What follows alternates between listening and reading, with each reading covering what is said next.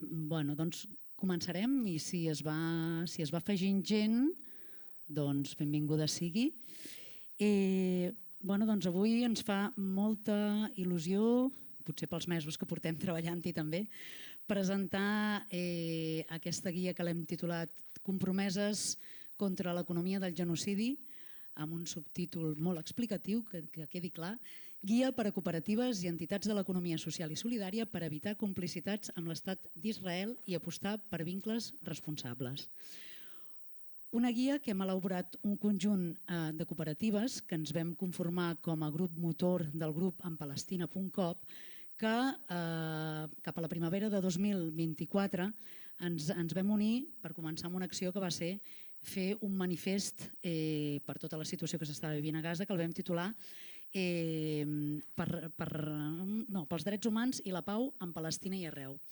Un manifest que vam acompanyar també d'impulsar altres accions. Una de les primeres que vam fer va ser constituir un fons de solidaritat que vam recollir 14.000 euros i que els vam repartir amb la campanya Pro Comerç d'Armes d'Israel, la Unió General de Cooperatives de Palestina i la Unió de Comitès de Dones Palestines. Però ens semblava que per anar fins i tot una mica més enllà i prendre encara una mica més de partit i en el dia a dia, doncs calia segurament tenir eines per posar en pràctica una sèrie de coses. I aleshores el pas més era dir per què no elaborem una guia per revisar les nostres polítiques de compra i d'inversió.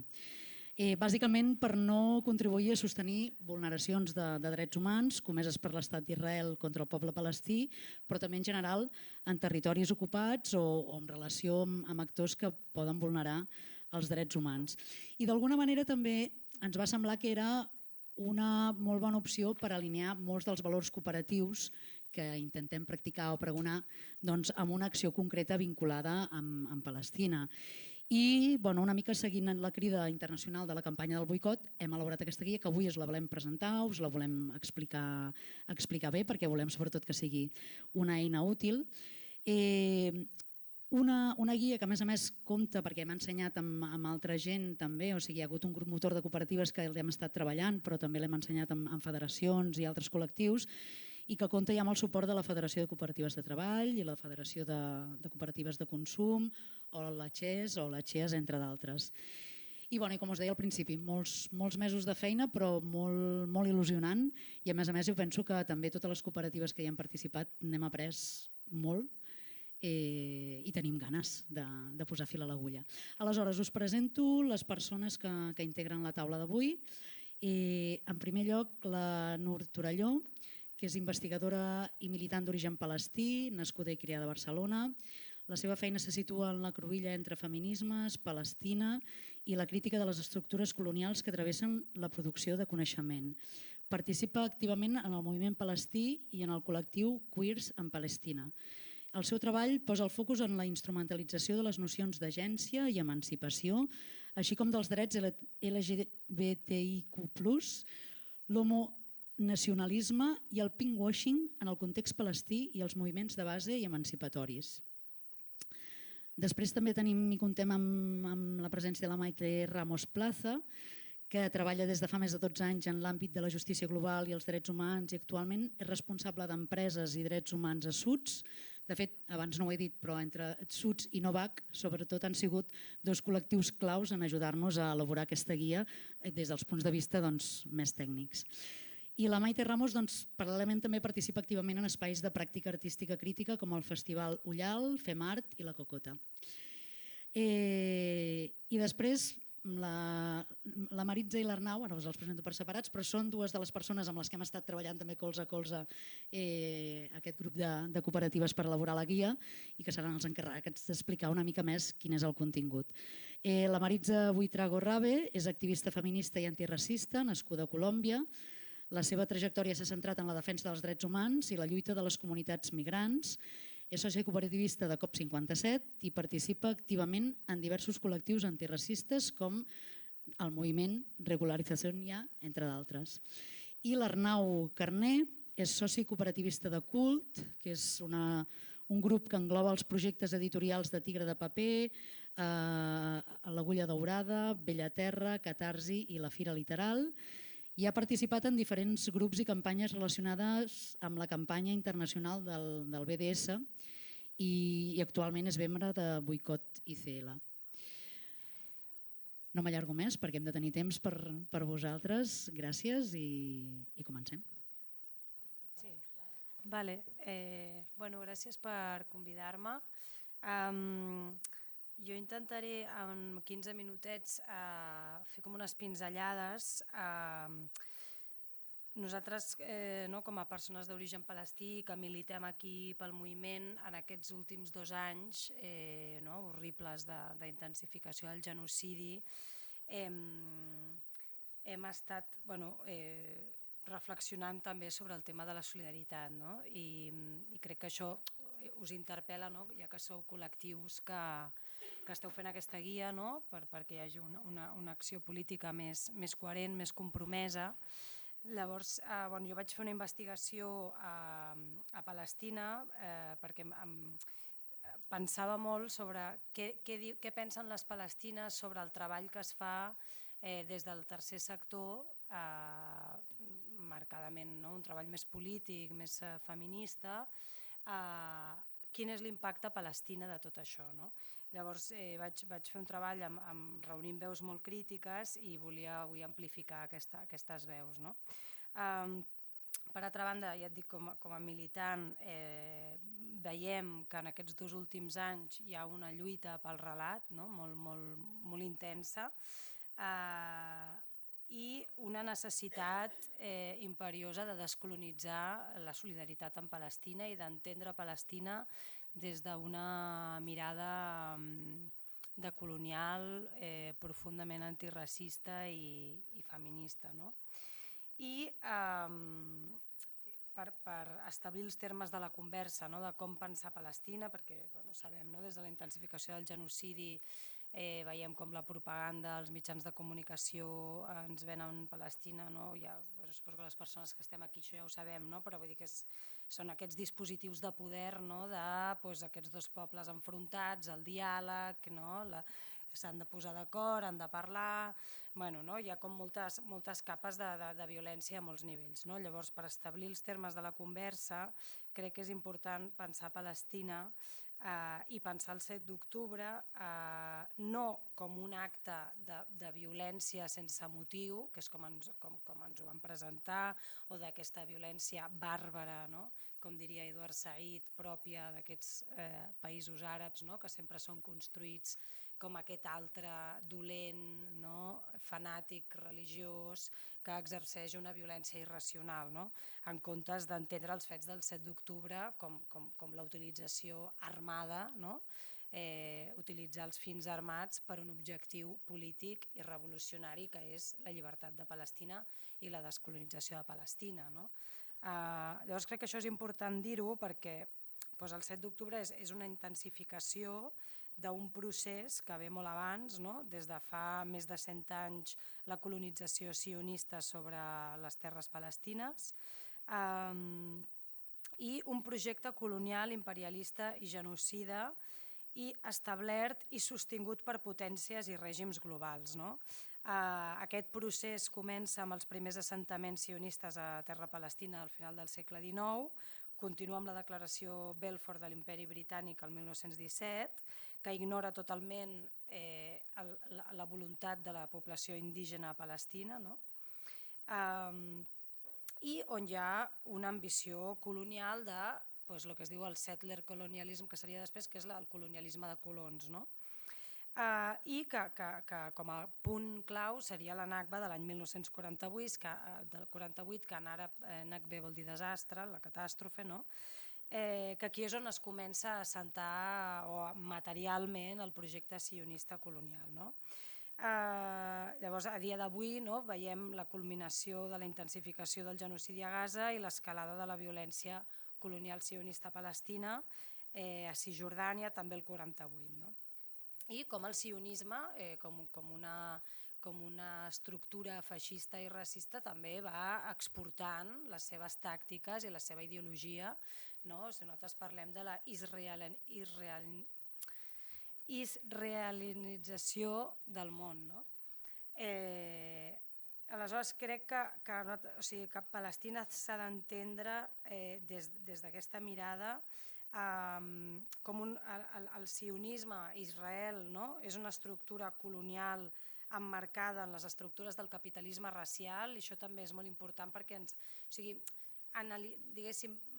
mirar a Palestina des d'aquí també ens obre portes després cap a l'alliberament. I això ho dic perquè el sionisme, la seva existència està intrínsecament lligada a la jerarquització racial que du l'opressió sistemàtica i l'opressió de les persones racialitzades, de les persones no blanques. El capitalisme racial és un sistema econòmic que no pot sostenir-se sense la subjugació continuada d'aquestes comunitats no blanques subalternitzades i la seva explotació a tots els nivells, la qual cosa subratlla la seva estructura injusta i desigual. Llavors a Palestina això és clau de com el sionisme està lligat amb el capitalisme racial i amb l'explotació de cossos palestins per l'acumulació de riquesa i de capital. Llavors, són i 17, quan tinc jo de... Vale, hòstia, sí que ha passat ràpid. Vale. Aleshores, crec que és important, i això ho estic dient perquè al final com militem per Palestina, com la pensem, com la mirem analíticament, ens porta a certs llocs. Llavors, les palestines han fet moltes crítiques en el tema de problematitzar tot el marc de l'apartheid i dels drets humans des d'una perspectiva liberal, i nosaltres considerem que això ha de ser problematitzat de forma profunda i radical. I amb això què vull dir? Tot el discurs que parla de l'apartheid com si el sistema d'apartheid fos l'únic que està passant a Palestina, en comptes d'entendre'l com una manifestació més d'una estructura molt més àmplia i una maquinària de violència molt més àmplia i molt més profunda.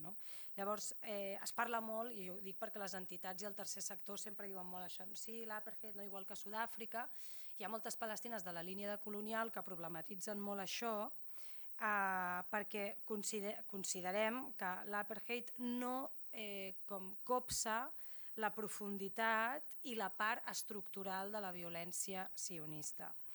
Per què? Perquè l'apartheid descriu una situació legal de segregació, però no explica el projecte colonial de fons.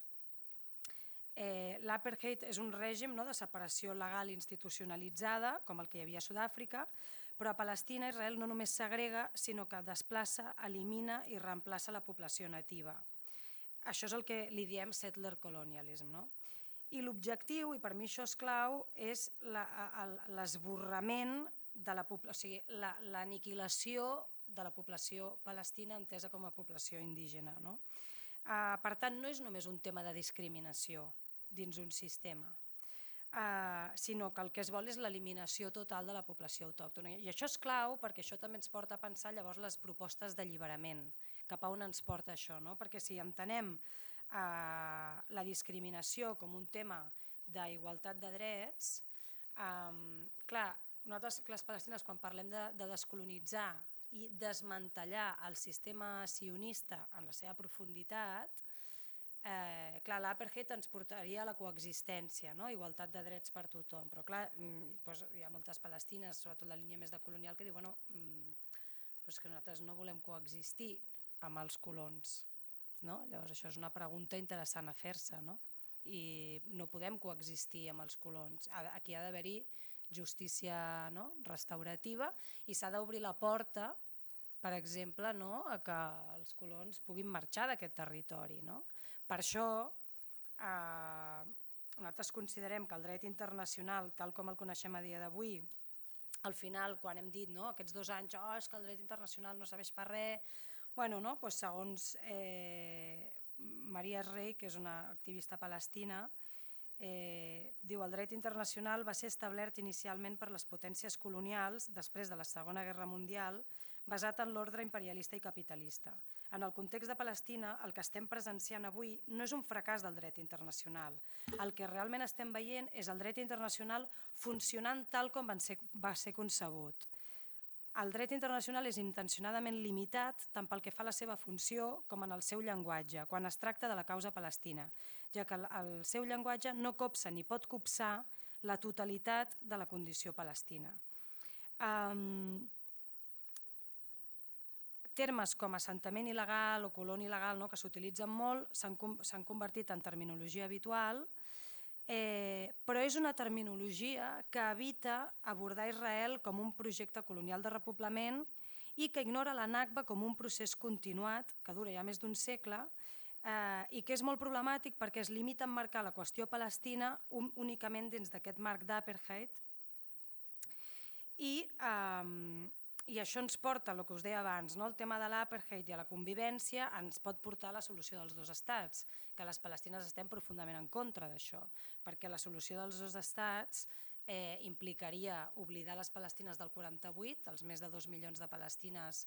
Quan diem Palestina del 48 és la Palestina que s'ocupa l'any 1948 amb la neteja ètnica, que és la Nakba. A dia d'avui hi ha 2 milions de palestines, que és la gent que es va poder quedar, que no va marxar. Sabeu que la resta van marxar i es van convertir en refugiades tant a dintre Palestina. Gaza és un lloc on hi ha moltes refugiades del 48 i molta gent va marxar a la diàspora. Doncs clar,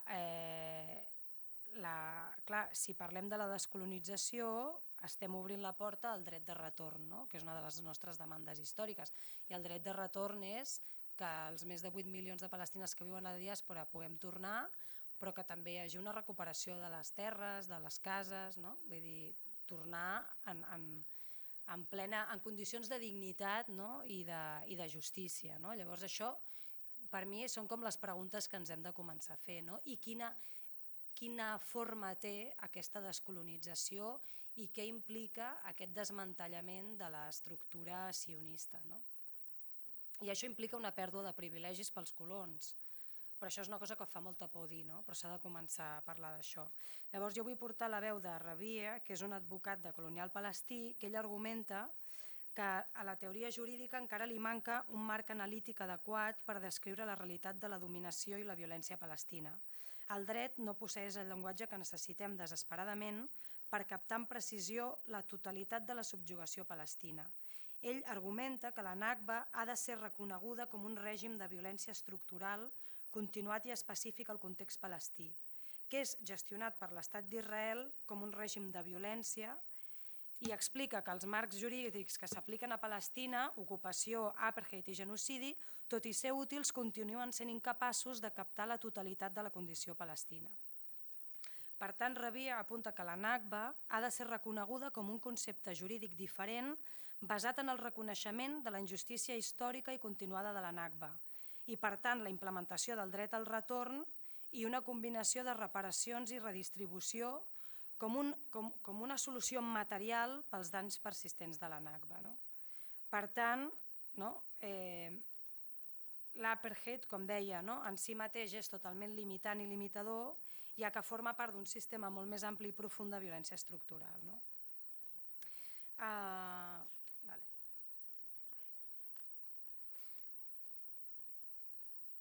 Llavors vull llegir una altra activista palestina que diu: l'apartheid parla de la discriminació dins el sistema, mentre que el colonialisme de colons parla de l'eliminació de la població autòctona com a base del sistema.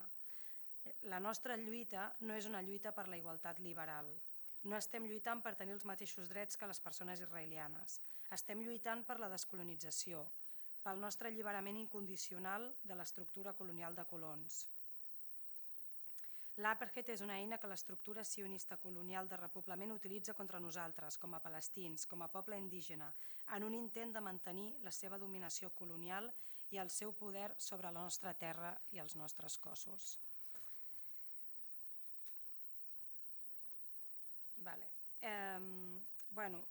Jo tenia una cosa que us volia llegir sobre la solidaritat, però si no després hi podem fer a les preguntes.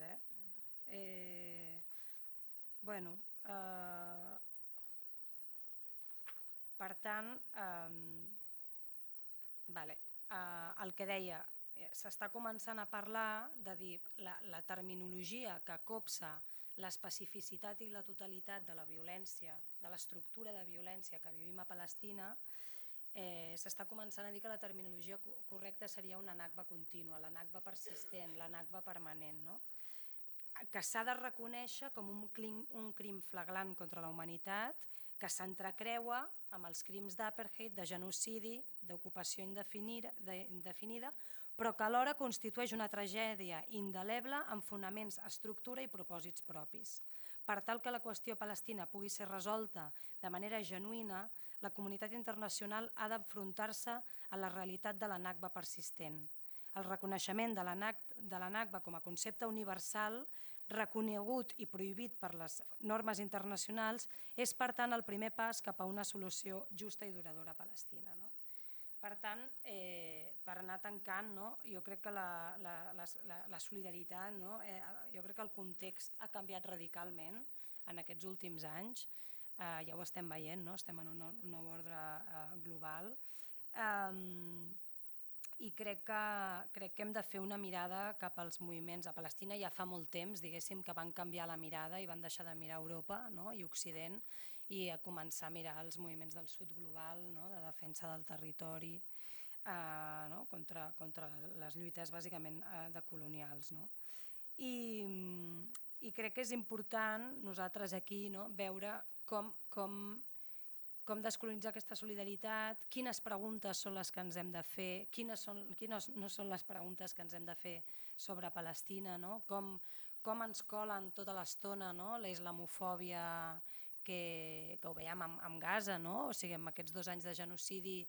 A mi m'horripilava quan veia que a nivell de relat, de mitjans, es parlava de les morts de les dones i els nens com si això fossin morts a tenir pena, morts humanes, però en canvi les morts dels homes palestins, com que hi ha un procés continu de deshumanització amb les masculinitats àrabs, que es veu a nivell geopolític en Palestina, però també ho veiem aquí amb els xavals marroquís, i com aquest cos llegit com a àrab i musulmà es construeix com una amenaça, doncs clar, jo veia com a Palestina el relat era com si els homes palestins haguessin de morir perquè són tots terroristes i bàrbars, i en canvi les dones i els nens eren subjectes que havien de ser protegits. I, per exemple, nosaltres des de col·lectius feministes vam fer tots uns manifestos dient, les persones queers, les persones feministes, volem que els nostres homes estiguin vius perquè són els nostres germans, i aquests relats són totalment deshumanitzadors i profundament violents. Per tant, crec que cal una comprensió crítica sobre el que passa a Palestina. Crec que hem de deixar de respondre a les acusacions antisemites tota l'estona, i aquí puc parlar del BDS, que hi ha tota aquesta ofensiva de problematitzar la política sionista i criminal de l'Estat d'Israel és ser antisemita, i això és una construcció, és un relat, és un dispositiu de poder que està dissenyat per l'Estat-nació d'Israel per silenciar la causa palestina i criminalitzar les activistes. Això té moltes manifestacions, des de presó en certs contextos fins a campanyes d'hostigament. Van aconseguir posar el crim aquest d'antisemitisme ajuntant-ho amb el tema de l'antisionisme, i això és profundament violent, i jo crec que els moviments de solidaritat han de començar necessitem començar a practicar la imaginació radical, de dir, a canviar les tàctiques perquè hem de ser més creatives. I crec que hem de perdre la por també a poder defensar obertament que les palestines tenen dret a la resistència armada, començar a problematitzar també tot el tema del pacifisme i l'antimilitarisme i què s'està colant aquí també, i com hi ha un subjecte construït com a superior occidental que li pot dir a les palestines com han de lluitar o com no han de lluitar. Llavors, per acabar, el BDS, en aquesta línia, és una estratègia organitzada de base popular, no violenta, que comença el 2005 a Palestina. En aquell moment era la coalició més àmplia de la societat civil, a dia d'avui també el BDS ha anat Vull dir, també té les seves... O sigui, és una molt bona tàctica, sobretot jo crec a nivell internacional, no? De com exercir el boicot, les desinversions i sancions, no? El boicot econòmic, cultural, esportiu, acadèmic, no? Bàsicament la idea era convertir Israel en un estat pària, no? Aïllar-lo internacionalment fins que aquest no complís amb el dret internacional, no? Sí que és veritat que com que si tu vas problematitzant certes coses, a vegades el BDS es queda curt. És veritat que el BDS no és un projecte polític, és una tàctica estratègica de lluita, no? Que pot anar complementada amb altres. No? Jo de moment ho deixo aquí i si voleu després ja seguim amb les preguntes.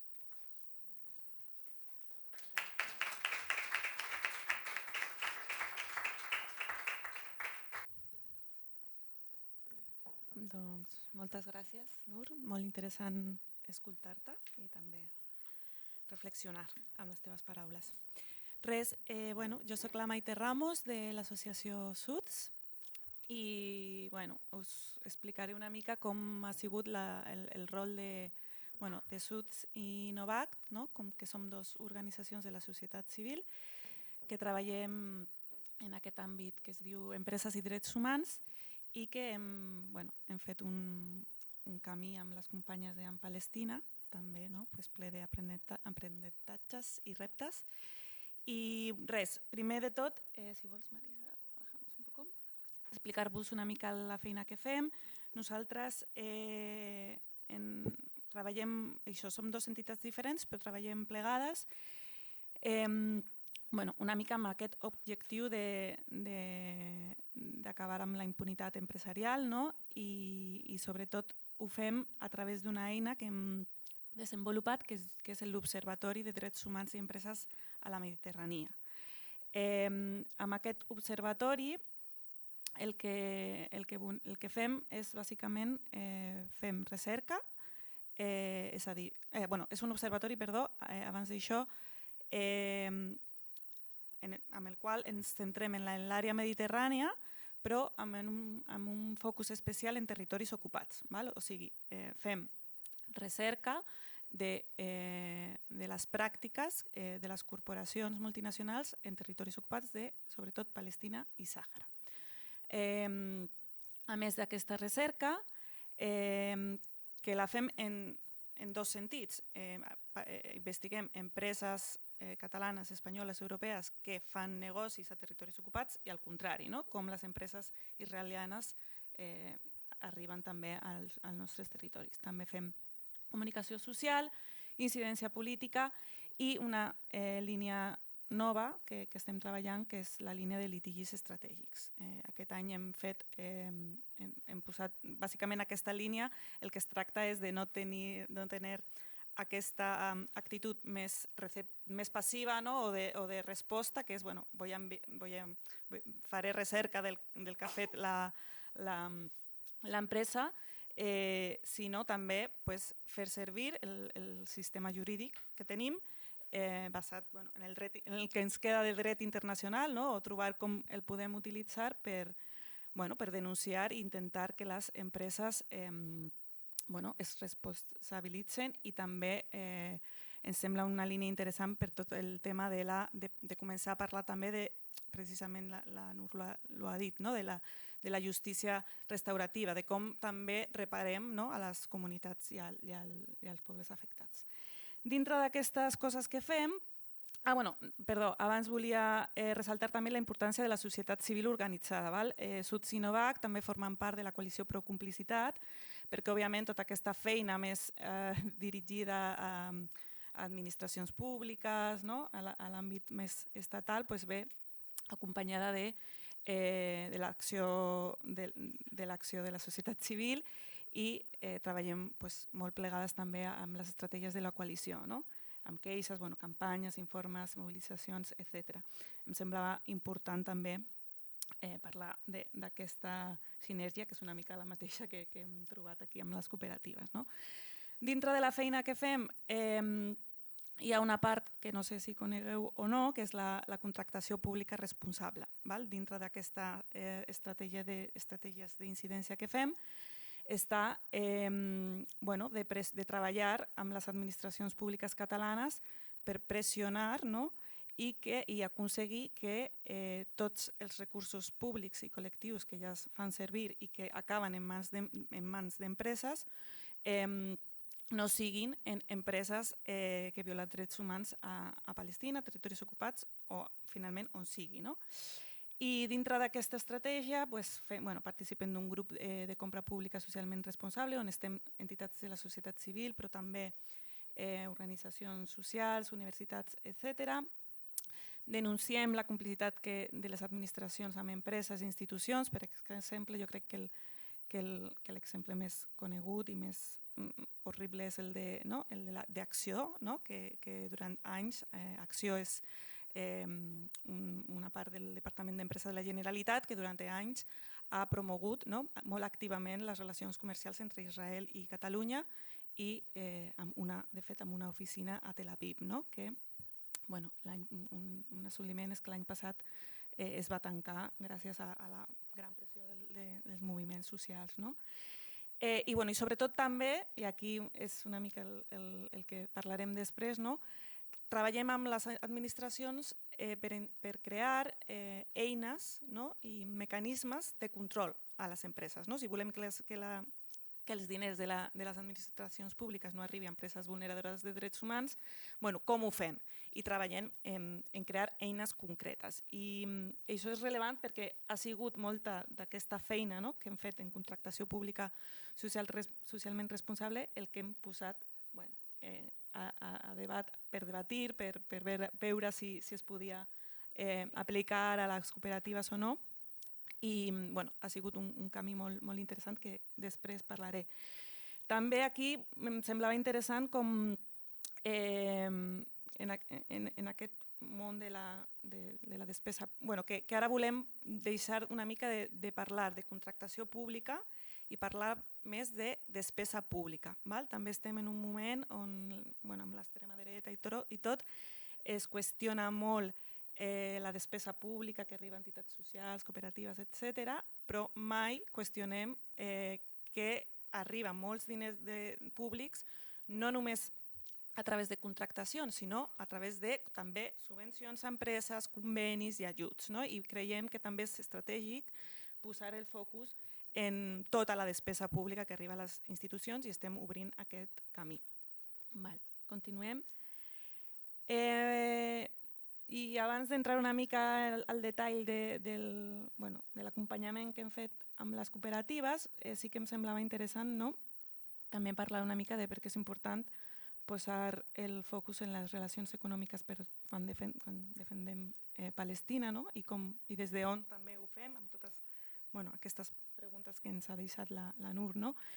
D'una banda, això, l'ocupació, la colonització, apartheid i violència extrema, genocidi contra el poble palestí no es sosté només per decisions polítiques o militars, que hi ha al darrere una estructura econòmica que les fa possible i rendibles. I aquí suposo que totes més o menys coneixeu l'informe de la Francesca Albanese que explica com s'ha passat d'una economia de l'ocupació a una economia del genocidi, des del 7 d'octubre.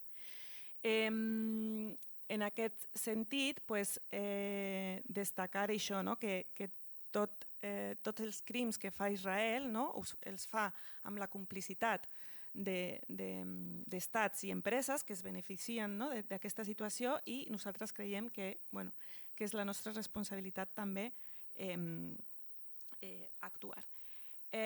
També tenim la reflexió, porto aquesta reflexió de desexcepcionalitzar Palestina, que té, crec, una mica a veure amb el que ha compartit la companya d'entendre això, que les vulneracions que pateix el poble palestí no són un fenomen aïllat, tot i que sí és d'una violència extrema, sinó que forma part de dinàmiques sistèmiques més àmplies de colonialisme, racisme, despossessió i violència estructural. I per tant, també ho ha dit abans, crec que la Mar, que si som entitats que volem incorporar criteris de drets humans, ambientals, treballar amb justícia, a les nostres entitats, siguin cooperatives o si som organitzacions de la societat civil, hem d'incorporar també criteris per evitar el vincle amb l'ocupació, el colonialisme i el genocidi a Palestina. Creiem que és important. Llavors, amb tot això, una mica ràpid que us he intentat explicar el que fem, si vols passem una mica més a baix. I això, bàsicament, el procés que hem compartit aquí amb les companyes d'en Palestina va començar a la tardor de 2024 i això, en un principi, vam intentar veure com la nostra expertise, una mica la nostra experiència en compra pública socialment responsable, els informes que fem, les campanyes, etc. També amb la companya Alice, que és la meva companya de Novact, amb la que treballo i que és molt activa també en el moviment de solidaritat en Palestina i també molt conocedora del BDS, us hem intentat acompanyar. Hem fet reunions, hem fet espais de treballs col·lectius, hem fet una formació al juliol del 2025 i hem, sobretot, jo crec que reflexionat juntes sobre com podíem fer aquesta guia i construir una sèrie de criteris per la guia que fossi útil a les cooperatives. I hem començat una mica identificant sectors econòmics amb un risc més elevat de complicitat amb el genocidi i ocupació d'Israel i, sobretot, també era important identificar quines eines podíem incorporar dins del funcionament de les cooperatives. I baixem una... Això, la primera part, aquí us comparto una mica això, com hem reflexionat sobre les complicitats que podem tenir amb l'ocupació del genocidi, l'apartheid i el colonialisme d'Israel a Palestina, mitjançant les relacions comercials amb empreses israelianes o internacionals que col·laboren i es lucren de l'aparell militar, colonial i econòmic d'Israel. També calia identificar, veure, aprofundir en no les relacions directes, sinó les relacions del que diem cadena de subministrament, que podia ser més aviat les relacions indirectes en cadena que podem tenir també amb tot aquest aparat. També hi ha complicitats que poden tenir a veure amb la participació de fires, trobades patrocinades per empreses o institucions còmplices. Al mateix nivell estaria també acceptar patrocinis d'empreses, tant israelianes com internacionals, que es lucren de l'ocupació. També hem reflexionat sobre els convenis amb universitats, fires, institucions còmplices i també sobre com guardar silenci o no fer res perquè no ens afecta, també és una forma de complicitat. I també era important, de cara a la guia, com reflexionar sobre el diferent grau de complicitat que aquestes actituds poden suposar de cara també a l'hora de construir eines concretes. Hem identificat en aquest procés 5 sectors de risc. Ja entrem una mica en el que implica la feina de posar-te a construir una eina, que també vas seleccionant una mica, que vol dir que deixes potser fora altres complicitats, altres sectors. Això és com, també ho hem plantejat com el procés com un camí que obrim, però que serà dinàmic, que millorarem, que necessitarà continuar a millorar perquè hem de començar per algun lloc i, per tant, era important com dir, ens centrarem en uns determinats sectors per començar i pas a pas després podem ampliar-lo. Llavors hem identificat com sector de risc vol dir sectors on la complicitat empresarial és més gran, són la construcció, infraestructura, seguretat i defensa, tecnologia i telecomunicacions, aigua i recursos naturals i turisme. Després teníem la feina de construir indicadors, com podrem mesurar aquesta complicitat. I el que hem fet és identificar una sèrie d'indicadors i veureu a la guia com aquests indicadors ens poden donar a través d'una puntuació que hem assignat, ens donaran un risc baix, moderat, alt o inacceptable.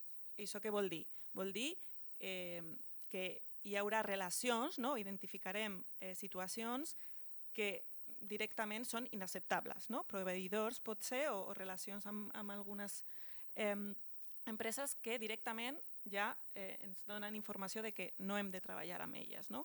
I així construïm a poc com tot un sistema d'indicadors i una puntuació o uns riscos associats. I després també hem compartit diferents eines que existeixen. Hi ha formularis d'avaluació ètica de proveïdors, el mètode del semàforo, el diem, perquè el que fa és això, agafem un proveïdor, ens fem una sèrie de preguntes, segons les respostes tenim una sèrie de puntuacions i aquestes puntuacions acaben en un semàfor, vermell, groc o verd, que ens ajuda a prendre la decisió. També després hi ha altres eines que estan, jo crec, a la guia, que també estan a la guia, que són declaracions responsables, clàusules dins del contracte. Això són eines que es poden utilitzar més en la bilateralitat que implica un contracte concret amb una empresa o entitat. I després també hem parlat o hem aprofundit, que també està a la guia, en eines externes, informes, campanyes, bases de dades que acrediten i denuncien aquestes complicitats. I ja per terminar, trobareu ara les companyes, suposo que us parlaran una mica més. Sí que m'agradava terminar una mica parlant això del resultat de la guia que tenim, que vol ser una guia amb eines pràctiques, sobretot per promoure un procés de reflexió política i operativa dins de les entitats sobre les seves pràctiques. La guia jo crec que això no proposa eines perfectes, o sigui, no hi ha una recepta, no us podem donar, s'ha de fer això i ja ho tenim resolt, ojalà fos tan fàcil, no?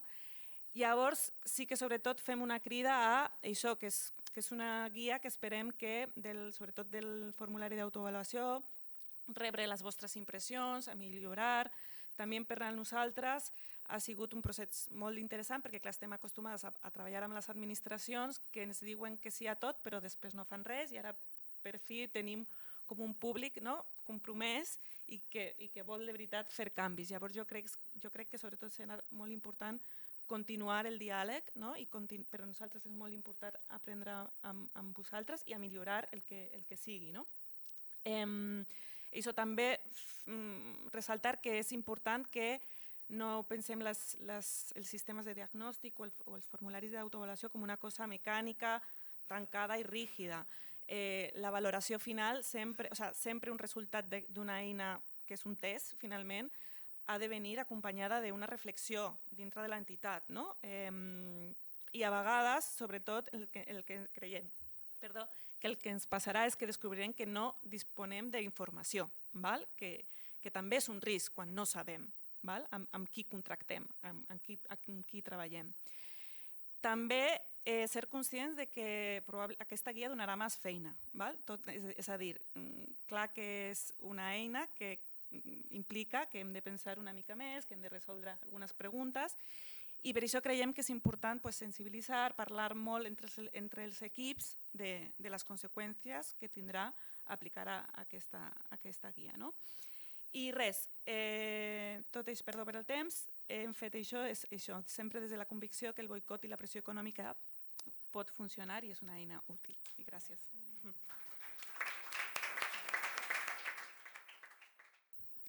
Vale, doncs, moltes gràcies, Nur i Maite. Ara anem a entrar una mica més en matèria de lo que realment és aquesta guia. La veritat és que m'ha semblat molt interessant recordar aquesta data, juliol del 2025. Ha passat molt de temps, però segons com es miri és poc, perquè com ha dit la Mar, des del 2024 ens vam començar a emplaçar a juntar-nos, però a pensar aquesta eina va ser de l'estiu de l'any passat i un any després, just abans de que comenci aquest estiu, ja estem presentant la guia, així que m'ha emocionat molt recordar, no? Aleshores, ja les meves companyes han explicat qui som. Som Col·lectiu Ronda, COP57, Sostre Cívic, Cult, La Fàbrica, La Sembra, La Olivera, Radical Books i Som Energia. Com veureu, som cooperatives molt diverses, de moltes dimensions i de sectors diferents. I jo crec que una cosa molt important d'aquest procés és que hem pensat juntes, no? I que hem començat a fer-nos aquestes preguntes des d'un marc comú que era que creiem que era necessari avançar, no? Com passar, donar un pas més de sí, hem fet les adhesions, venim a les concentracions, enviem als nostres consells rectors els manifestos, ens adherim, hem fet aquest manifest col·lectivament, del que parlava la Mar, però sí que creiem que l'economia social i el cooperativisme estaven concebudes, no? O estan concebudes per fer front precisament a aquestes dinàmiques extractivistes, capitalistes, colonials, pròpies del capitalisme racial que ja ens parlava Nur, i que com a entitats de transformació social hauríem de poder fer un pas més, cal anar-hi una mica més enllà, i també des de la convicció de que cada petit pas, per petit que sigui, cada pas que fem per deixar de contribuir a aquest engranatge, no? Econòmic que sosté la violència i que sosté aquesta estructura, no? Colonial de la qual ens parlava Nur, finalment pot afeblir les estructures que fan possible i que reforcen aquestes pràctiques, no? I que fer aquest pas és coherent amb els nostres valors i que creiem que el paper del moviment cooperatiu en aquest sentit pot ser un paper clau, no? Tu tancaves amb aquesta frase de que el boicot és possible i que funciona, nosaltres també ens hem agafat una mica d'aquesta convicció i creiem que no només creiem, sinó que no volem ni podem romandre en silenci davant la situació que està vivint el poble palestí i que, evidentment, no podem fer-ho tot perfecte i no ho podem controlar tot, però sí que podem controlar les nostres complicitats. Aleshores, com que sí podem controlar les nostres complicitats, anem a pensar-hi juntes com ho fem. Aleshores, des d'aquesta convicció, hem començat a pensar juntes aquesta guia. Doncs aquesta iniciativa realment coincideixo amb Maite, que ha estat un procés d'aprenentatge col·lectiu perquè ens van començar a fer les preguntes que calien fer-nos. Si volem, hem signat aquest manifest i en el manifest que vam signar ja ens van comprometre a fer aquest pas i aquesta revisió, aleshores per on podem començar? El primer que jo vull dir és que aquesta iniciativa és com una invitació, no? A que la resta de cooperatives i d'entitats de l'ecosistema de l'economia social i solidària puguin començar i avançar cap a pràctiques econòmiques que no reforcin les empreses o estructures implicades en el genocidi, en aquesta economia del genocidi, i que tot i que sabem que, com ha dit Nur, estem en un canvi de paradigma i d'ordre mundial, estem en un sistema profundament capitalista, racista, i que és molt difícil, no? Com que rastrejar les complicitats, o sigui, també tenim com aquesta certesa, no? De que és difícil ser coherent al 100%, això ho sabem, però no perquè sigui difícil ens hem de quedar com pausades, no? Aleshores, això no pot ser una excusa i creiem que si entre totes fem servir aquesta guia, la comencem a utilitzar i la millorem entre totes, potser tant de bo que es pugui transcendir, no? A nosaltres ens agradaria traduir la guia a la resta d'idiomes de tot l'Estat, que les altres xarxes d'economia social la poguessin abraçar i la poguessin difondre, fins i tot REAs, etc. Aleshores, és un primer pas, però sobretot és una invitació a que entre totes poguéssim avançar, no? Creiem que les decisions econòmiques no són neutres, d'això ja han parlat les companyes, i que la coherència també passa per les compres, les contractacions i les inversions. Aleshores, tengo que canviar això. Us faré una ruta de com ens hem imaginat que això sigui possible, no? Aleshores, en la guia trobareu això, que és com el full de ruta, no? hem traçat com aquest camí del que parlaves tu, Maite, de com trencar amb l'economia del genocidi. Trobareu en aquesta guia com unes recomanacions que serien gairebé com un camí, no? Que passa per fer 8 coses, no? Però com deia Maite, no és que sigui una recepta tancada, no és que ho hàgim de fer tot ni tot alhora, sinó que és una guia, és un full que ens pot acompanyar, no? Per trencar amb l'economia del genocidi. Aleshores, el primer que nosaltres considerem que hem de fer és inventariar les relacions. O sigui, el primer pas és voler aplicar la guia i compartir el marc del que totes ja hem parlat. I sobretot també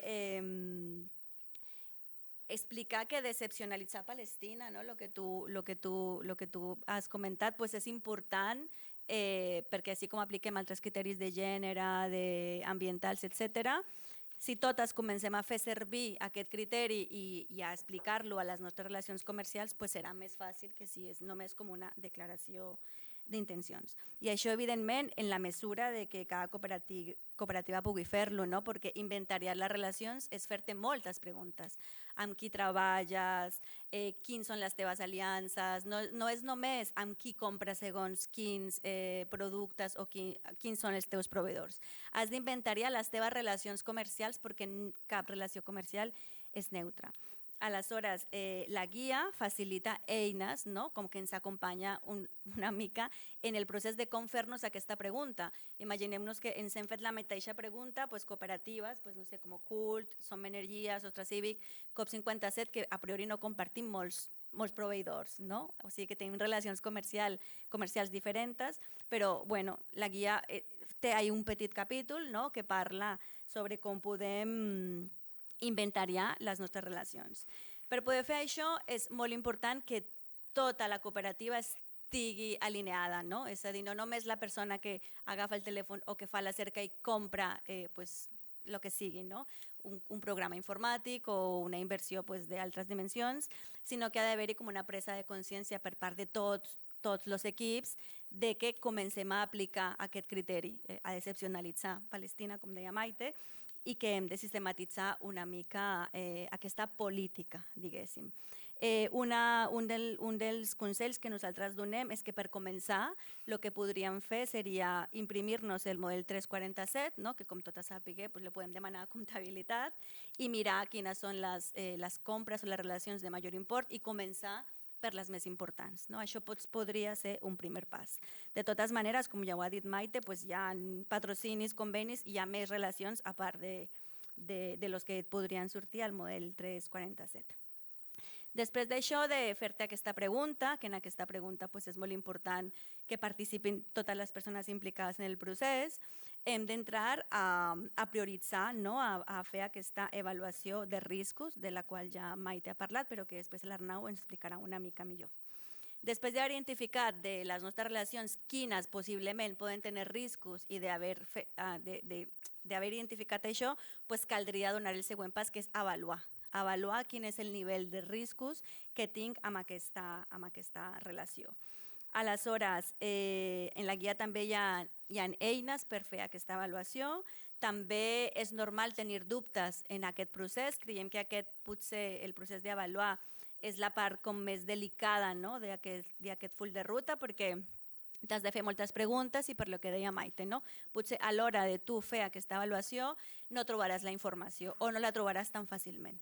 La guia també, a part de que hi ha un formulari d'autoavaluació, que ara potser ho mirarem, també hi ha una sèrie de bases de dades i també parlarem una mica amb l'Arnau de què tan útils i dels perills, els riscos de fer servir només les bases de dades.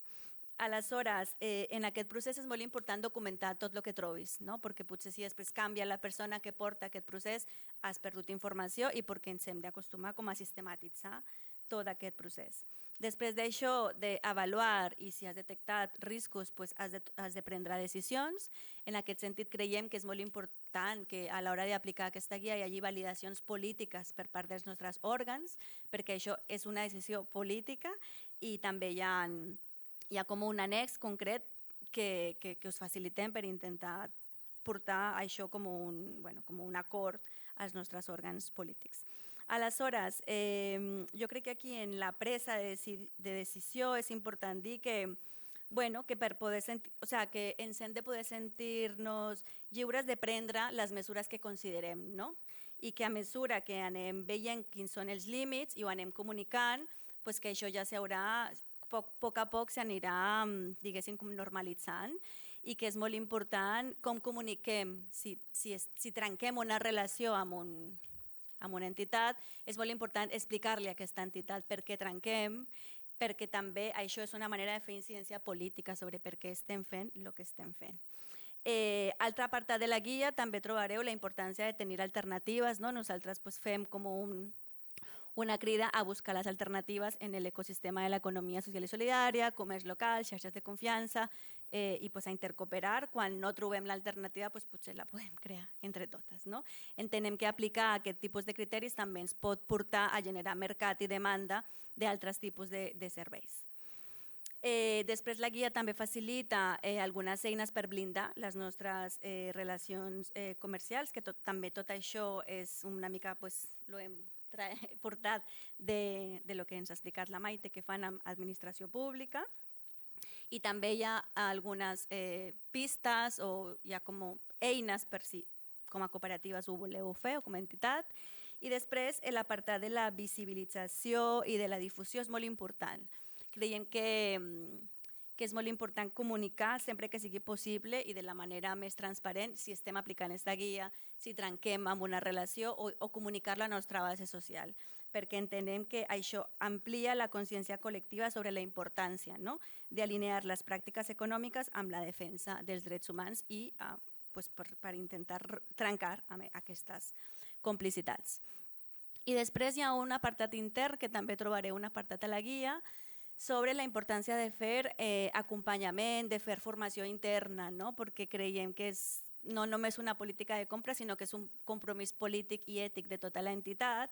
I hi ha un apartat de la guia que especialment també us lo recomano, on hi ha moltes fonts i eines per intentar treballar a l'interior de les nostres entitats, entendre millor què és el que passa amb l'economia del genocidi, i hi ha com moltes fonts de vídeos, hi ha com tot un recull d'informació que pot ser molt útil a l'hora de poder fer aquesta formació interna que creiem que és necessària.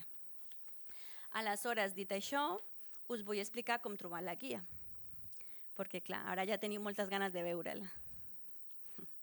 Aleshores, veureu que aquesta és la web on nosaltres vam fer inicialment el manifest. Quan vam fer aquest manifest en el 2024, vam crear aquest domini que es diu ampalestina.com.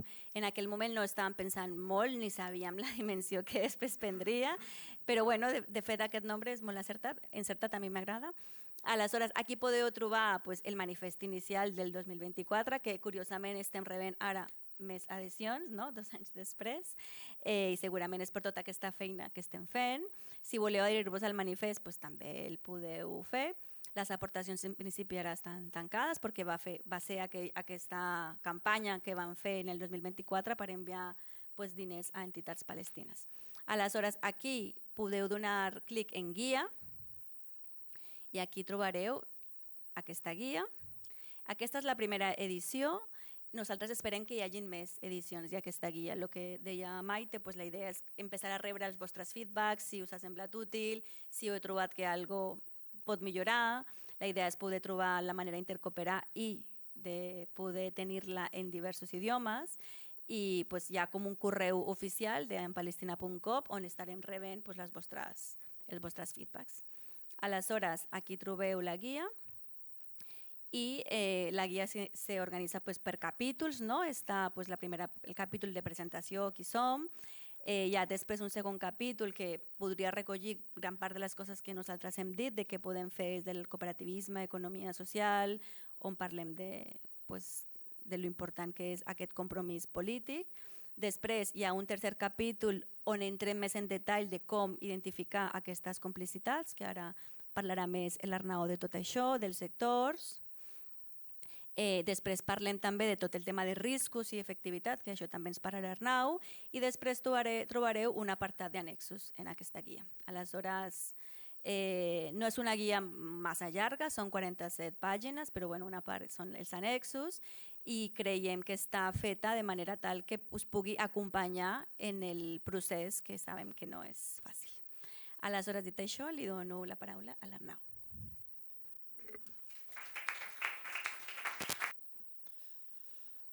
Bueno, doncs una mica l'explicació genèrica tant de motius com d'estructura i el treball ja s'ha explicat. Aleshores jo una mica repassar una mica aquest contingut més de treball, una mica és la guia ens intenta ajudar un cop ja tenim la voluntat de trencar aquestes relacions que poden tenir indirectament o involuntàriament o perquè vivim en un món globalitzat on hi ha molts vincles econòmics que alguns ens els podem saltar i alguns hi hem de passar o és difícil no passar-hi, però com a mínim si tenim la intenció d'apel·lar o de fer cas a la crida palestina de la campanya de boicot, desinversions i sancions que ens demanen que trenquem tot vincle econòmic, polític, institucional, acadèmic, esportiu amb l'estat d'Israel, doncs per aplicar-ho ens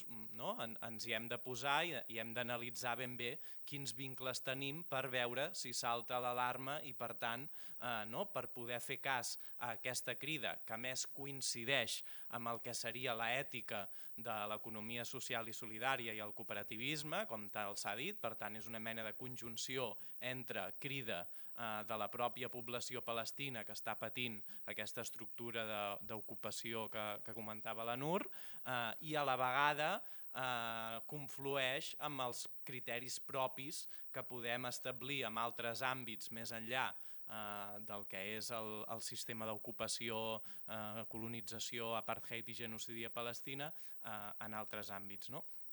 I per tant una mica el pas és això, de com identificar aquesta complicitat. Bàsicament hi ha aquests dos punts, és primer identificar aquests diferents actors que han explicat, que els més directes poden ser això, clients proveïdors, anem a analitzar amb qui tenim de client i qui tenim de proveïdor per identificar si hi ha algunes d'aquestes actors o empreses que estan cridades a ser subjectes al boicot. Recordem que el boicot és un element molt ampli i que busca boicotejar tot aquell actor que ajuda o es lucra de la situació de l'ocupació de Palestina i per tant, per una banda, el semàfor, vull dir, l'alarma, evidentment, si l'empresa és d'origen israelià, ja té molts punts com perquè hi posem una mica la lupa, perquè això, des de grans multinacionals que operen aquí a casa nostra, com la minera ICL o la farmacèutica Teva, d'origen israelià, doncs directament el que guanyen aquí reverteix sobre la balança fiscal de l'estat d'Israel i això li permet una gran despesa en el que podríem anomenar la indústria de la guerra, la indústria de l'ocupació, que és cara i que necessiten d'aquestes empreses que exporten a nivell global per augmentar la balança. Més enllà de vincles d'aquestes pròpies empreses en aprofitar-se dels recursos naturals extrets a Palestina, fer negoci també de tota l'economia, diguéssim, de l'ocupació, etc. Però no només empreses de matriu israeliana, sinó també empreses multinacionals que poden tenir la matriu des d'altres estats de la mateixa Unió Europea o del propi estat espanyol a Catalunya o que tenen la seu fiscal en un paradís fiscal, però que amb la seva activitat econòmica també tenen una relació directa amb l'ocupació. Aquí tenim el cas, dues de les campanyes que s'estan duent a terme ara, una és contra Carrefour, que tot i tenir matriu francesa, però sí que té un vincle directe amb l'ocupació i la colonització, des d'oferir serveis de productes a les colònies israelianes, des de la colònia entesa en la seva totalitat, és a dir, des del territori del 48 fins al que podríem anomenar els que s'anomenen territoris ocupats de Cisjordània, per exemple, o l'empresa d'infraestructura ferroviària CAF, que també està proveint d'elements per facilitar la infraestructura de l'ocupació, establint línies, ajudant a la construcció de línies de ferrocarrils que uneixen colònies israelianes partint al territori palestí. Per tant, una mica quan identifiquem, detectem que podem treballar amb aquest tipus d'empreses, doncs això, analitzar quin tipus de relació hi tenim i quin és l'impacte d'aquesta relació. Una mica també perquè també és probable que en aquesta economia global podem trobar múltiples multinacionals amb qui treballem, sobretot en l'àmbit de les noves tecnologies o de l'energia, que tot i que hi ha sortides a vegades és complicat, però jo crec que sí que és important analitzar els diferents impactes de les nostres relacions per establir prioritats de per on començar. Si més no, i per tant, si veiem que tenim una relació que també després és quan podeu provar aquests formularis que hem inclòs per ajudar a reflexionar, que ens ajudi a plantejar, hem fet un primer mapatge, hem detectat alguns elements, per quin comencem? Pel que tingui un impacte més directe o més gran amb el que és l'economia israeliana.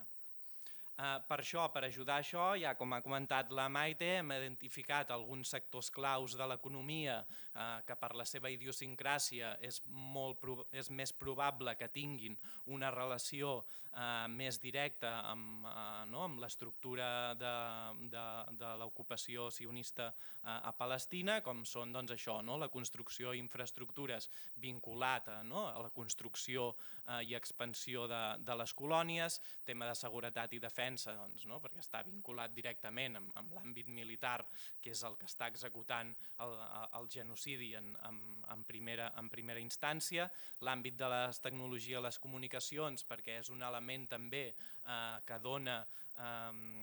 que permet tot el model de la repressió, tant en l'àmbit militar com també amb el del control social, tota aquesta, les tecnologies, diguéssim, de les valles, les identificacions, etc. L'àmbit de l'aigua i els recursos naturals, també perquè l'espoli, més enllà de l'eliminació de la població de Palestina, l'ocupació suposa treure'ls els recursos amb què compten. I el tema del turisme, perquè fomenta una normalització de l'establiment de l'estat d'Israel com un estat d'ocupació i colonització. I finalment el tema de les finances, perquè és qui ho permet una mica tot. L'àmbit financer, l'àmbit bancari, és qui proveeix de les inversions en què tots aquests àmbits poden actuar. Les eines que nosaltres hem estat treballant per revisar aquests vincles les ha explicat perfectament la Maite i les trobareu en els annexos que podeu descarregar. Tenim un formulari d'avaluació on surten les preguntes que hem cregut més oportunes de fer-nos a l'hora d'investigar o a veure si aquesta relació que tenim és més subjecte o menys subjecte al que seria el boicot.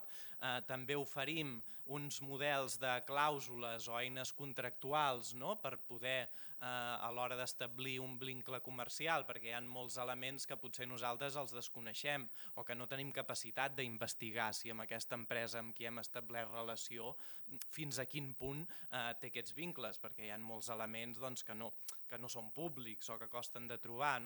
Per tant, utilitzar un element o introduir una clàusula vinculada amb el tema de Palestina en el moment en què establim un contracte amb una altra empresa, doncs li transmet també la responsabilitat d'aquesta empresa a que s'hagi, no? A part de que també llança un missatge al teixit econòmic en general de que si vol mantenir relacions amb diferents entitats ha de complir amb aquest paràmetre, i això crec que també és important, doncs també ens facilita una mica a nosaltres una mica obligar també a que se'ns informi de si hi ha aquest tipus de relacions. Per què?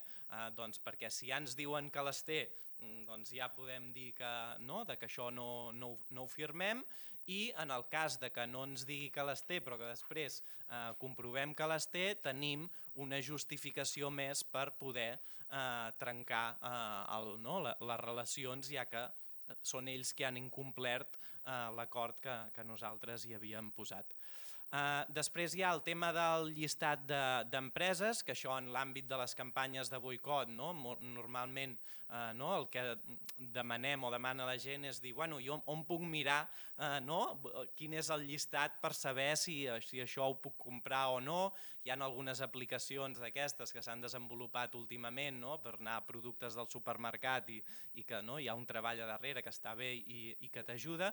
Per tant, aquestes llistes d'empreses nosaltres n'hem aportat algunes que no les hem fet nosaltres, que ja hi ha diferents institucions, algunes palestines i algunes internacionals, que treballen en elaborar aquests llistats i aquests anàlisis. Les incorporem... Sí, hi ha els enllaços.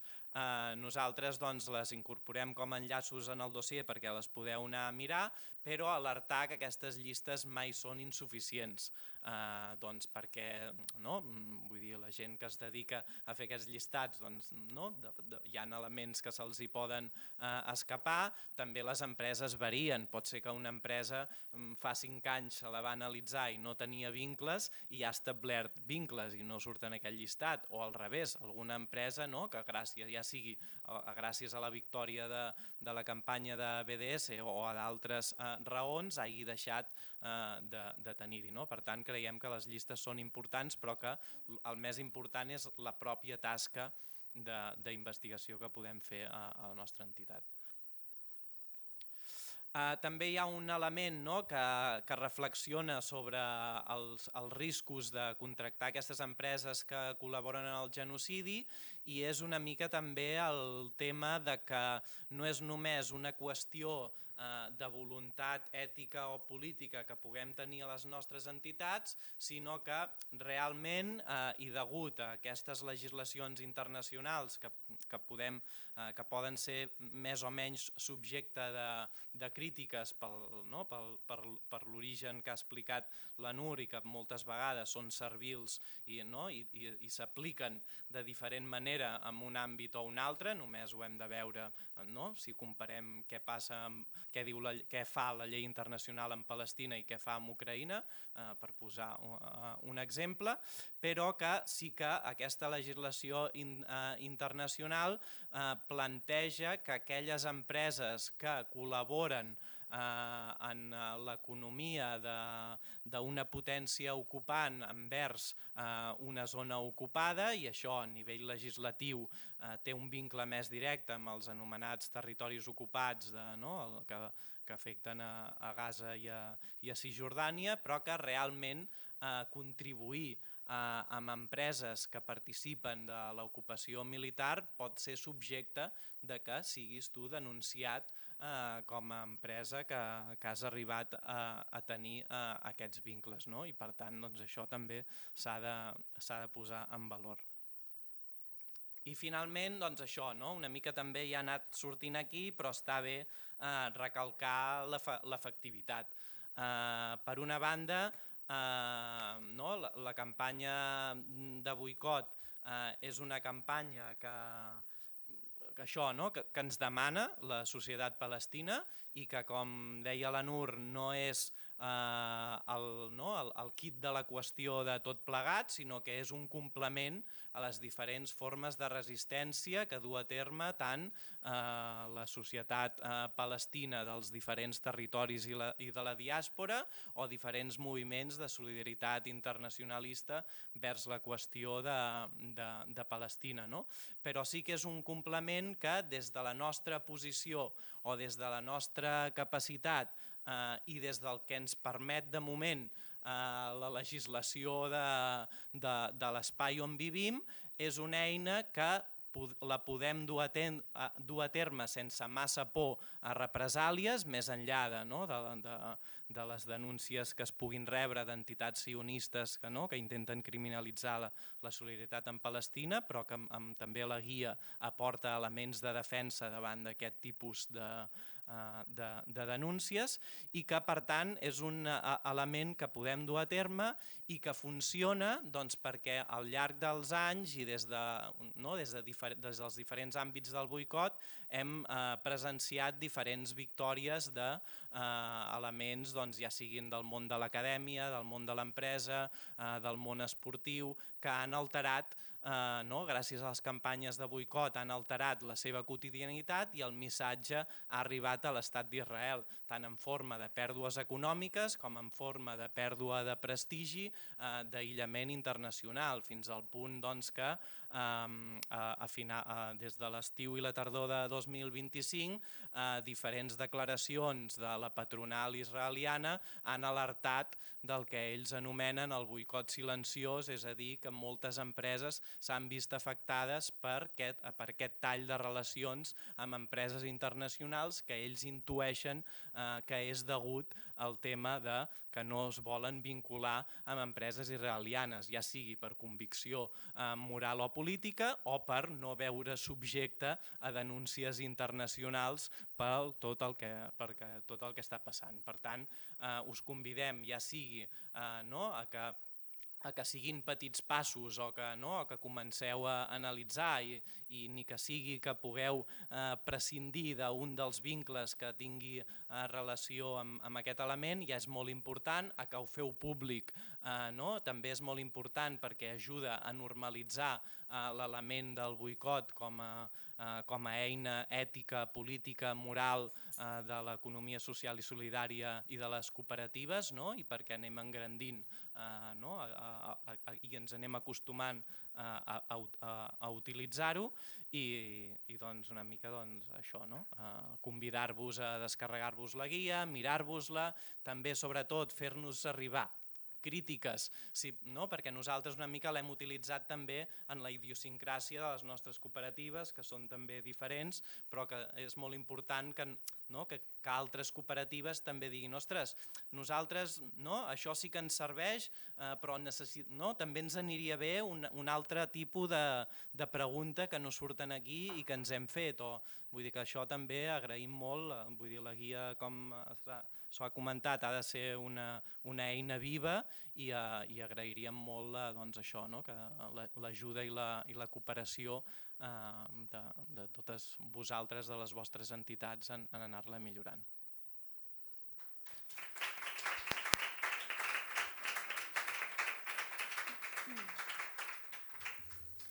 Vale. Gràcies, Arnau. I ja per acabar us volíem fer 5 cèntims de com estan plantejats els annexos.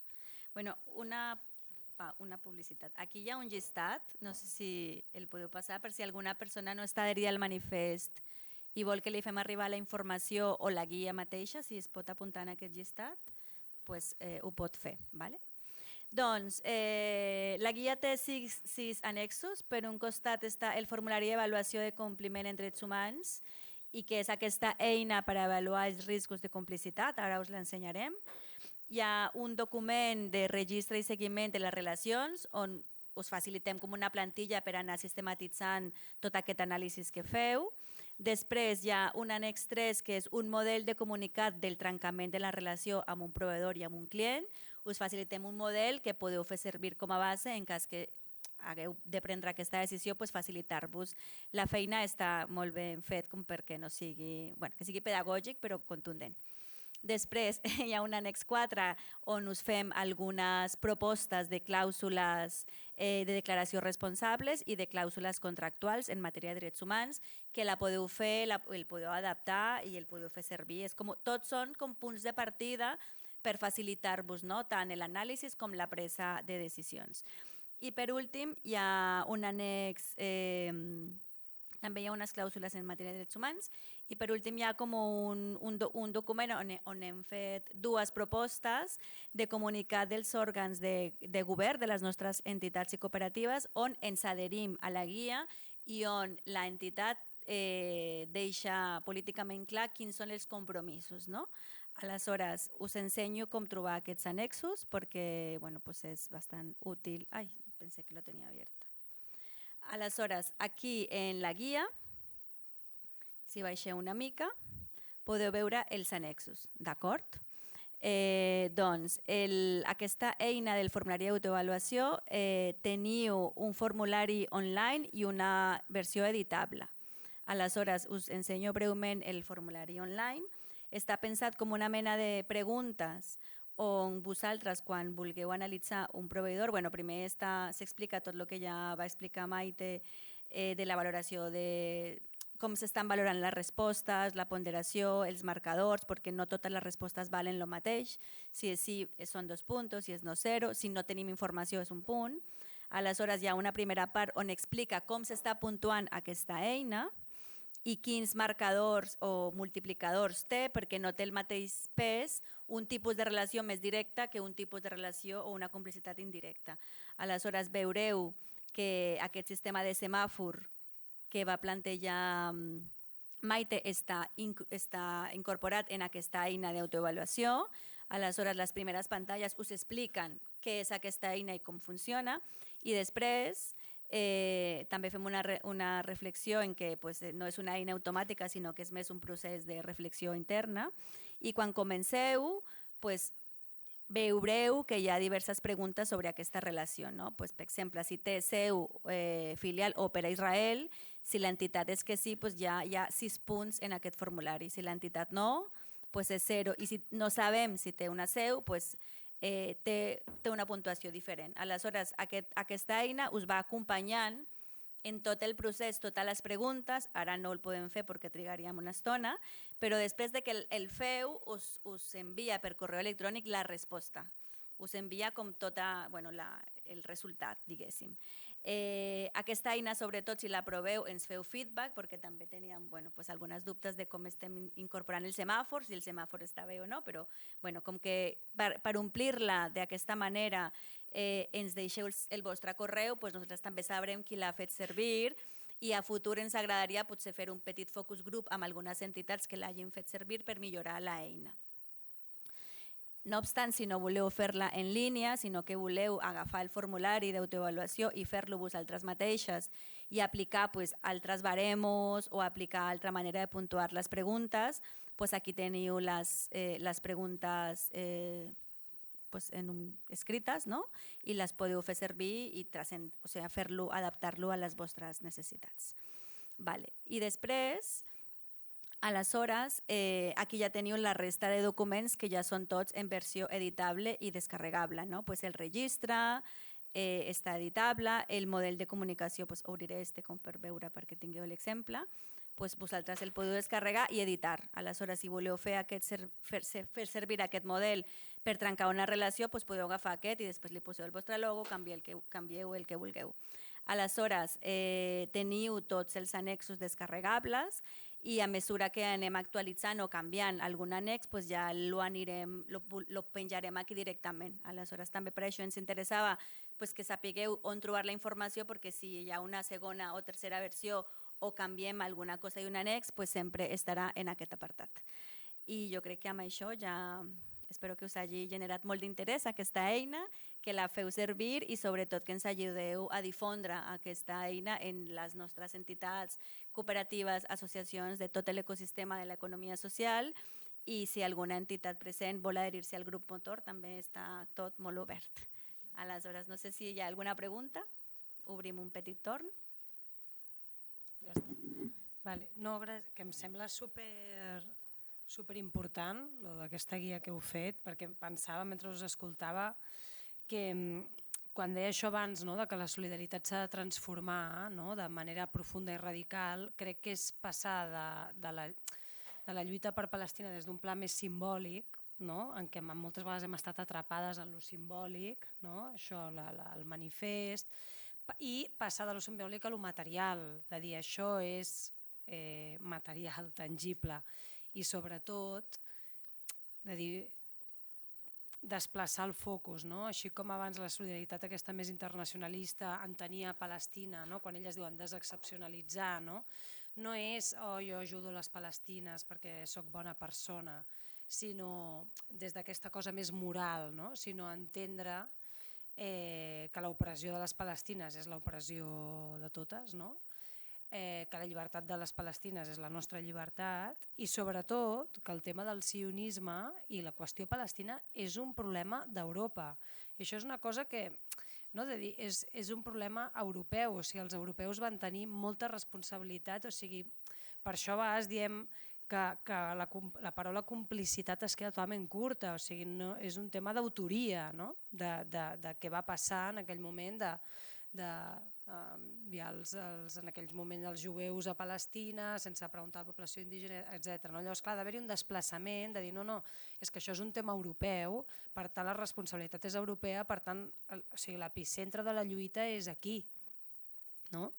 Llavors aquest tipus d'estratègies em sembla que és una manera tangible i concreta de començar a subvertir, diguéssim, l'estatus quo violent en el que estem vivint i a començar a danyar l'estructura colonial racista sionista que representa Israel.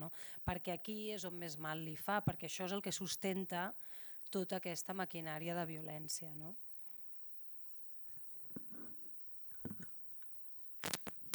I jo volia afegir una cosa al que tu has dit, Nur, és que també aquesta guia parteix de la premissa de que no per ser cooperatives o associacions o per pertànyer a l'economia social no som còmplices, que ens hem de mirar a nosaltres mateixes i aplicar-nos aquest discurs a la coherència interna. Sí. Jo penso que a mi no em cal. Pel vídeo, Xavi. Més perillós encara, això. Entonces, canviaré el discurs. A mi con l'edat m'ha donat una certa obsessió de no duplicar esforços. O sigui, primer de tot agrair la feinada, perquè és una feinada, després com aprofitar aquesta eina per a altres solidaritats i de cooperació internacional. Ara, per exemple, la Comissió Internacional de la CHES hem engegat des d'ahir un tema del Sàhara Occidental, que ja ens hem oblidat, no sé si us recordeu del poble saharaui, però ja està. Hi ha altres actualitats. I com servir la mateixa eina, perquè diguem, el domini capitalista, etc., canviant de vernís, però és el mateix, com serveix aquesta eina per donar-li un toc internacional en el sentit més ampli de la lluita del poble palestí, que perfecte i endavant. Això seria una de les, no sé si és obsessió meva o què, d'aprofitar-lo més. Per una altra banda, i dintre d'això d'estalviar esforços i ser més eficients, està l'eina que està creada ja, que funciona i està adaptada tant per la CHES com per REAS, que és el balanç social. No sé si ho sabeu, l'edició última ha incorporat també preguntes i consultes indicadors de cooperació internacional a través de la FEDE con el Grupo de Justícia Econòmica Global. I jo el primer que veia era, aprofitem l'apartat de cooperació internacional i solidaritat del balanç social i això és un annexo per a la gent que vulgui aprofundir. Però de moment ja tindríem més dades. Les entitats jo penso que estan en general bastant fartes d'omplir formularis, i per tant estalviaries una sèrie de processos. Jo dic si això és possible dintre del dinamisme que s'ha dit de l'eina se pogués incorporar. Mientras penseu, jo et responc, Xavi. Nosaltres hem presentat aquesta guia al grup de Justícia Econòmica Global i ens hem emplaçat a treballar això juntes. I això que dius de treballar una guia més en clau d'incorporar aquesta política de drets humans i de justícia global seria una segona fase. Estem superobertes i Entenem que això no treu de que aquesta guia està molt situada en la causa palestina i o sigui, que no volem que se difumine, no? Però que evidentment aquesta feina pot abonar el terreny per transcendir a altra cosa que sigui complementària també. Se'm sent, sí? I tant. Bona tarda. En la línia del que deia el Xavi Palos, d'una part del que deia, si la guia i les pràctiques aquestes ojalà tinguin algun tipus d'implantació, si la gent finalment ho acaba implantant, s'ho fa seu, les entitats ho treballen, a mi me fa l'efecte que si això té un cert pes, caldria fer una avaluació d'impacte. Per què ho dic? Perquè malauradament crec que no serà Palestina l'última cosa de la que ens haurem de preocupar. Potser després de Palestina vindrà el Líban, potser vindrà Cuba, potser vindrà el Sàhara i a través d'una avaluació d'impacte podem anar agafant aprenentatge i millorant i extenent. Per això ho dic. Això, clar, això és un esforç. Per això dic, pagarà la pena l'esforç sempre i quan hi hagi un grau d'implantació de l'eina, si no, no tindria sentit. Però si la té, valdria la pena. Després una altra cosa, hem parlat de clients i proveïdors, hi ha un altre tema important i més difícil de substituir, que són les entitats financeres implicades en el genocidi. Com treballem això? Doncs serà més difícil, potser aquí hem de trobar altres formes de lluita, perquè tots no ens podrem desvincular i anar-nos a la banca ètica o al COP57, tots no ho podrem fer això. I tampoc cobrirà totes les nostres necessitats. Alguna cosa haurem de fer. I això serà més difícilment substituïble. Potser aquí haurem de trobar altres maneres de fer. Després el tema de si això té un cert grau d'acceptació, una altra de les coses que veig que també ens passarà és que amb el tema d'intentar evitar que cap diner públic arribi a agents implicats en el genocidi, doncs aquí potser hem de, per un costat, fins a quin punt les estructures del nostre sector podran fer incidència amb l'administració pública perquè això sigui així. Això també és un compromís que va més enllà de l'entitat, que correspon al sector en si. Això també ho haurem de començar a pensar, perquè algunes coses les haurem de treballar des del col·lectiu i no des de l'individual de cada entitat. I potser també hem de plantejar-nos dins d'aquest nivell més d'estructura sectorial de tenir alguna mena d'influència política, perquè si no en tenim, pocs canvis farem. I ja està. Això és el que volia dir, vull dir, pensant una mica en el més enllà, si això té un cert grau d'èxit, que jo ho espero. Ho esperem totes.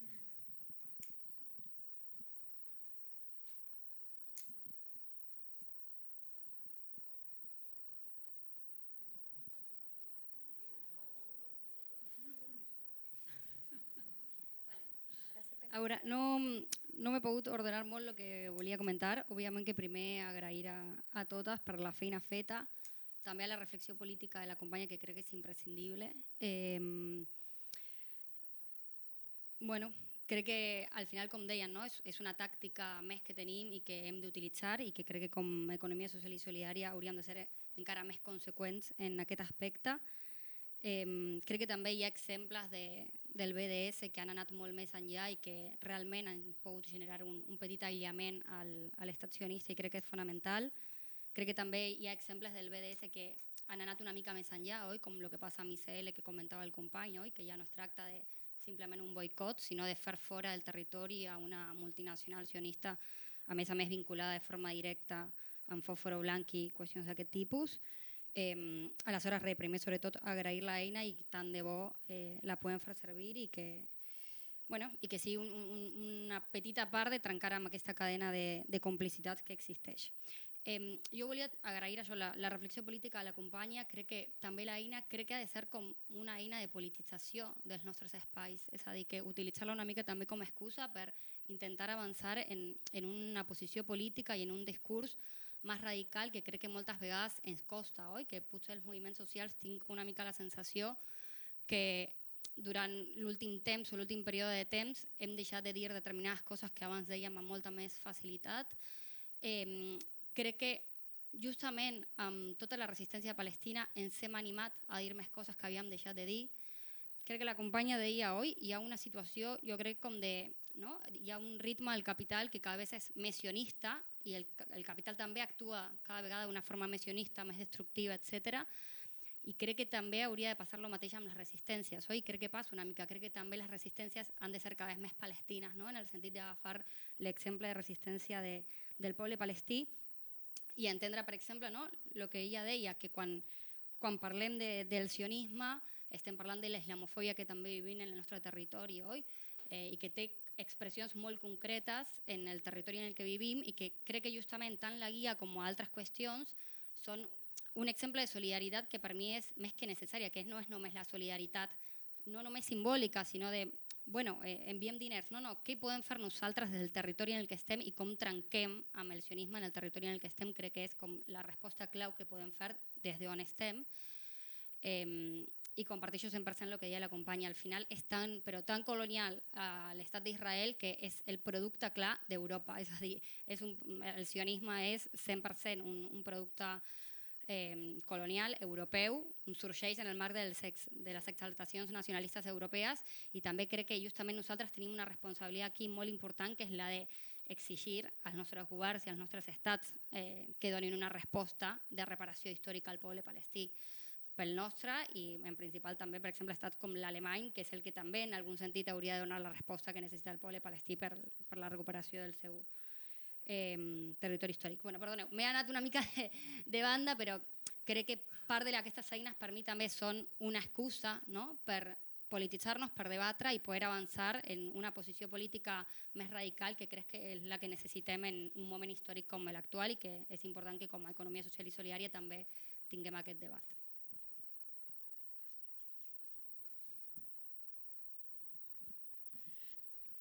Dues coses, o tres. La primera, gràcies, us heu explicat molt bé i crec que ho hem entès. Segona cosa, això estaria bé, com que és una feina de formiga, d'anar buscant les federacions, i han dit que sí, que guai, tal. Aquí falta molta gent avui, segurament estan ocupats amb coses igual importants que aquesta, però falta gent. Dic perquè potser estaria bé preveure, i dir-ho des d'aquí, que sí cal presentar la guia en diferents llocs específicament. No sé si a la Catalunya central, a partir de l'ICL, pot ser una excusa o hi pot haver gent interessada. O a Lleida, o a Girona, o a Tarragona, allà on sigui. Que sempre que hi hagi un petit nucli de gent que pugui tenir interès, el fet d'explicar-la directament és molt diferent d'anar a la web i penjar-la i entretenir-te allà. Deia dues coses, una aquesta, les gràcies, i crec que ja està. No, perdó, se m'oblidava, ja sé l'altra quina era. Crec que hi havia dues entitats que volien fer una cosa similar, que era el Servei Civil Internacional i el Centre d'Estudi Josep Dalàs. També m'ha semblat que aquí no hi eren. No sé si hi ha algú d'incògnit, però m'ha semblat que no hi eren. Que seria bo poder unir forces en el sentit que deien les intervencions d'abans. Gràcies.